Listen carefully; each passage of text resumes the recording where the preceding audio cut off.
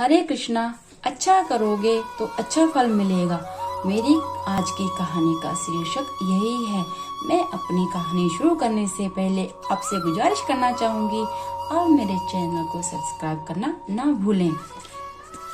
एक प्रसिद्ध राजा हुआ करता था। प्रजा की सेवा करना उनका धर्म था। उनकी प्रजा भी उन्हें बहुत सम्मान देती थी। राजा सभी का निष्काम और निस्वार्थ भाव से सहायता करते थे। उनके दानी भाव और व्यवहार के गुणगान उनके शत्रु राजा तक करते थे।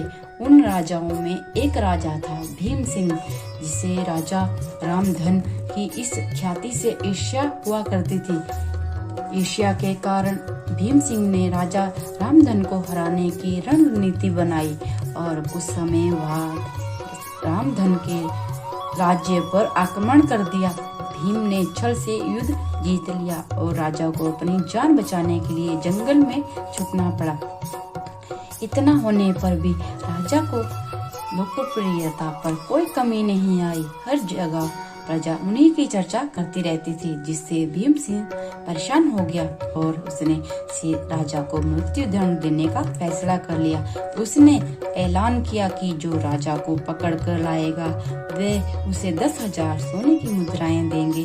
दूसरी ओर राजा जंगलों में ही भटकते रहे। तब उन्हें एक राहगीर मिला और उसने कहा, भाई तुम इस राज्य के लग रहे हो, क्या मुझे राजा रामधन के राज्य का रास्ता बता सकते हो?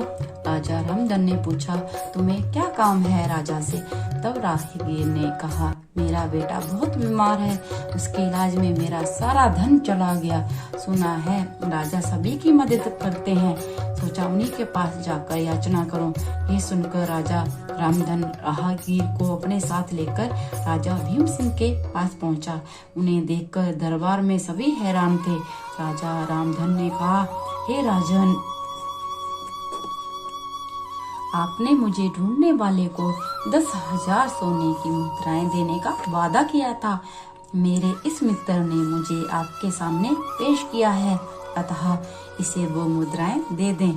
ये सुनकर भीम सिंह को ये एहसास हुआ कि राजा रामधन सच में कितने महान हैं और दानी हैं। उसने अपनी गलती को स्वीकार किया और साथ ही राजा रामधन को उनका राज्य लौटा दिया और सदा उनके दिखाए रास्ते पर चलने का फैसला किया। तो दोस्तों, इसी को कहते हैं कर भला तो हो भला। कहाँ एक तरफ भीम सिंह राजा रामधन को मारना चाहता था और कहाँ राजा रामधन की करनी देख वो लज्जित हुआ और उनको उनका राज्य लौटा दिया और स्वयं को उनके जैसा बनाने में जुट गया। महान लोग सही कहते हैं, कर भला तो हो भला। राजा की करनी का ही फल था, जो हारने के बाद भी जीत गया। उसने जिस तरह सभी की मदद की, उसकी मदद अंत में उसी के काम आई। मनुष्य को अपने कर्मों का ख्याल रखना चाहिए। अगर आप अच्छा करोगे तो अच्छा ही फल मिलेगा। माना कि शुरू में कष्ट होता है, लेकिन अंत सदैव अच्छा होता है। तो आपको ये वीडियो कैसी लगी कमेंट करके जरूर बताएं। हरे कृष्णा, धन्यवाद।